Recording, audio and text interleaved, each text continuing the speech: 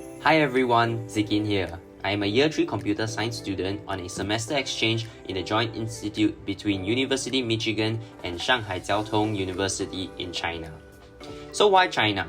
I not only wanted to hone my Mandarin skills, but to also learn how the mainland Chinese speak and the differences between our speech patterns. And of course, I wanted a little short break to do sightseeing and to learn a little bit more about the Chinese history and how they have developed. I always had the stereotype that the Chinese were very traditional and they were rigid in nature with many levels of hierarchy. But having interacted with the students, teachers, and even businessmen, I have learned that the stereotype is no longer as true. They are very adaptable and agile in their ways. The systems, such as payment methods through Alipay and WeChat Pay, are designed to be optimized and focused around practicality. One example is the rental bike system, which can be seen all over Shanghai, making travel convenient and quick. It is not only cheaper, but also a lot more environmentally friendly. Throughout this exchange, I can say that there were two distinct events that helped me grow as a person. The first was the initial shock that I had upon reaching the university. I had applied to an international university by mistake, so my initial expectations of only learning Chinese cultures were dashed.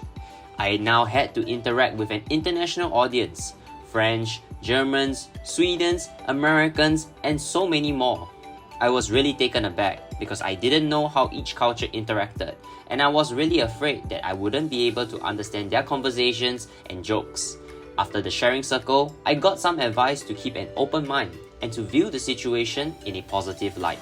So instead of viewing the situation as a challenge of always needing to adapt, I saw it as an opportunity to learn new cultures firsthand. By seeing things in a different perspective, I was able to raise my CQ drive. I could now approach someone new with a positive mindset and inherently find joy in being able to interact with someone from another culture without being afraid that the differences might hinder the conversation. This also raised my self-efficacy to adjust and to be more confident that I would not be negatively judged by others. I also felt that my CQ knowledge improved as this new approach allowed me to meet even more people and to appreciate the differences between cultures and to better emphasize with someone else for why he might behave in a certain way. This gave me management-specific knowledge on the different procedures that other cultures follow, allowing me to be a better leader in the future. The next hurdle was how people did business in China. And whoa, I thought that Singaporeans were low context, but the Chinese really use a lot of different body language to communicate with each other. An example is the way you clink your wine glass, and that your boss' wine glass must be higher than yours to show respect to his authority. Another example is how you thank a person by pouring your tea through tapping your two fingers on the table instead of verbally saying it. These practices originate from old folks' tales that have integrated into the local norms which I was previously not aware of. And to me, it seems like a small gesture that really didn't matter. But the locals here really watch out for these small actions because to them, every action has a meaning behind it. It was a very steep learning curve for me being thrown in such an environment without rulebooks. This is also why my CQ strategy and action improved drastically.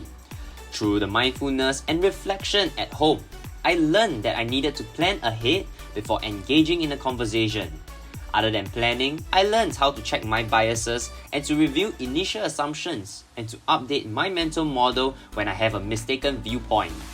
And beyond planning, I had to be mindful of my body postures and expressions other than my verbal behavior.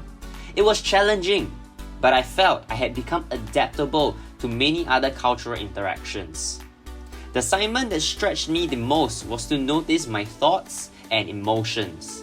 I am personally a headstrong person and I like to do things my way. However, the Chinese have a community and group mindset which I could only appreciate on a deeper level by being in tune with my emotions.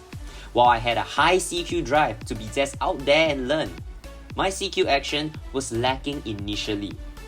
It was through PM8 that I reflected on my speech acts and behaviors that I realized I needed to change my interaction approach. It was only when I was more flexible in my communication manner that I could accommodate to another cultural context, allowing me to make new friends on a more casual manner without it being awkward at times. To end off, I want to say that the journey wasn't easy, but it wasn't exactly excruciating. While being a new environment might be uncomfortable, as long as you are willing to persist, you will meet new friends and to discover a lot more about the world. And hey, you might just be like me, coming to a foreign land without knowing anyone and being unfamiliar with the language. But if you keep an open mind and reach out to others, I'm sure people will reciprocate the enthusiasm. Who knows? You might appear on your school's newsletter, or better yet, bump onto influential people and make great connections for life. I, for one, got to meet many amazing people and embarked on many trips and even appeared on the local news. 我想我说的够久了，现在我想知道你的故事会是怎么样子。在结束之前，我会用上海话说声谢谢，夏夏农。